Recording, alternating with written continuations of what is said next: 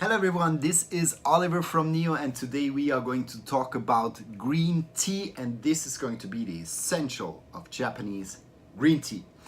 Here I'm gonna explain you what green tea actually is and why it has its color. Good. Green tea, as you know, like black tea, comes from the plant Camellia sinensis, and the green tea varietal comes from the Camellia sinensis. There exists a second well-known Camellia sinensis varietal, and this is the Camellia sinensis Assam. And this one here, or this one, is actually mostly used in India for the production of black tea around the world. Then we're gonna go back into the Camellia sinensis and we're gonna go into Japan. And what I have here or brought you here is actually a sencha from Yakushima.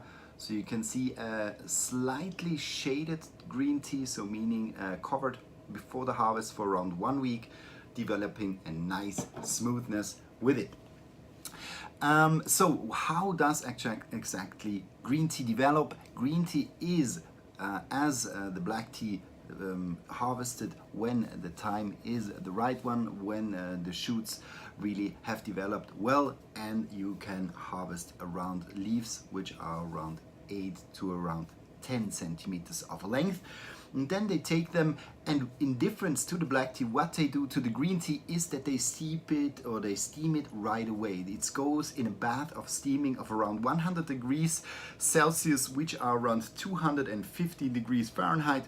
And this is what they do to really keep the green color alive in the leaves, because the heat of the steam, or in China they often do also pan firing, this heat kills the enzymes which are then doing the fermentation to the black tea. So this process is cut off and the green tea stays green like this, and then over several steps it loses the water, or the leaves lose the water, and finally it is dried and becomes this green tea.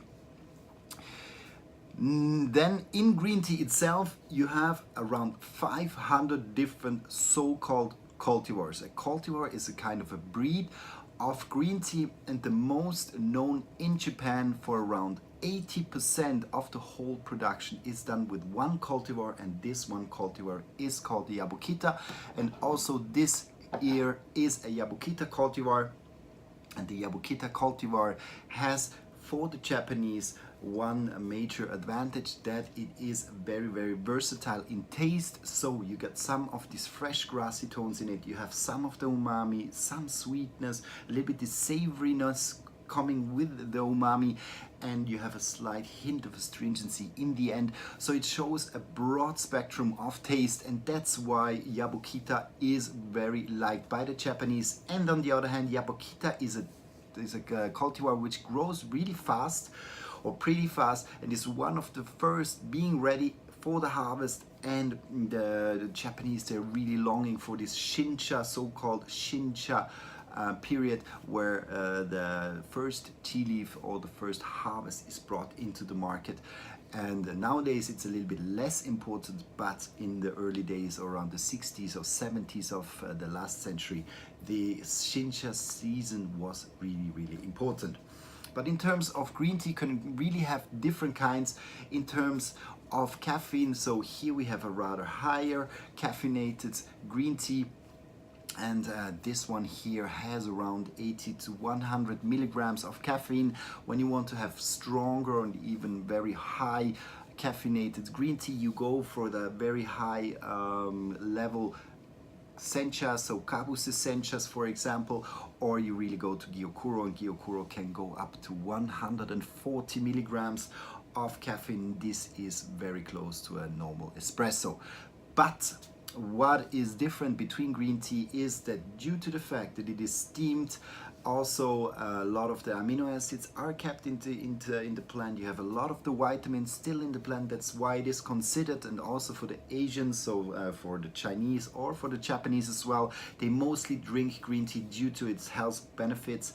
And black tea is more a little bit seen as kind of a moment of enjoyment of taste, but in terms of health, it is considered that the green tea, due to the steaming and the light touching of the leaves and keeping like this the most nutrient in the leaves, green tea to be the more healthy version than black tea.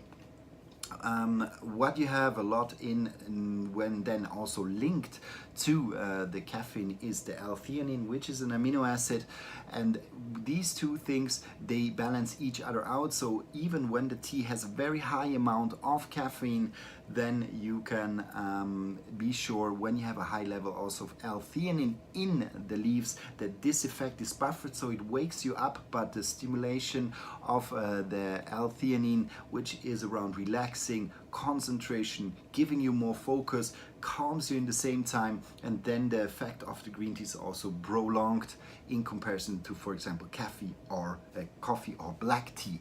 So this is the main difference in caffeine. Also the caffeine absorption by the body is much slower. That's why green tea is also used, for example, by Buddhist monks in form of matcha, so ground green tea or green tea powder, just before long meditation sessions, so that they can concentrate longer and better during this extensive period of time. In Japanese green tea, there are different options. I just brought you here 4 different ones just for you. So the one I mentioned just now is the matcha. So you can see the matcha is fine. Ground green tea powder, always go for a beautiful green one. So this one here is of high quality. Really try to find the most green matcha possible, so this right bright green, because this one is the most sweet one with the most amino acids, and then you have the most effect and the positive effect of the green tea. Then a second option is definitely the Kukicha. So this is a stem tea. What you can see is that it is a mix of leaf and stems. What it does is that it is very low in caffeine, so it's a great evening tea. And as well, there are a lot of minerals in the tea, and it's an alkalizing tea. So this is also very nice with the Kukicha. So 2 to 3 times a week, I also drink Kukicha in the evening. And what I like a lot as well is actually Bancha. So Genmaicha. Genmaicha is a green tea which is a mix of roasted rice with green tea, and this was developed in the early times when green tea really hit the market and was really broadening itself by the development of the rolling technique in around the 18th century.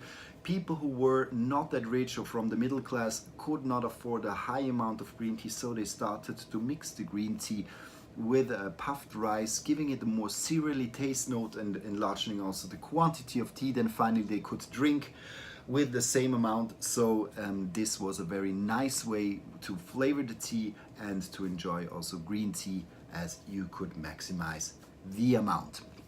And these are just 4 out of several teas, but these are certainly the most common. What you have as well is Gyokuro. Gyokuro is also a very long shaded tea, the one with the most savory notes, with the taste of sweetness, a highest amount also of theanine.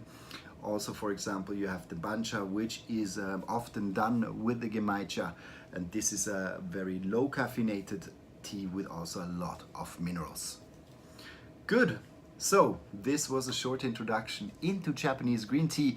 I hope you liked this one, and leave me a comment, tell me what you think about it, and I'm happy to hear your questions or any comments. So I wish you a good evening and talk to you soon. Bye bye.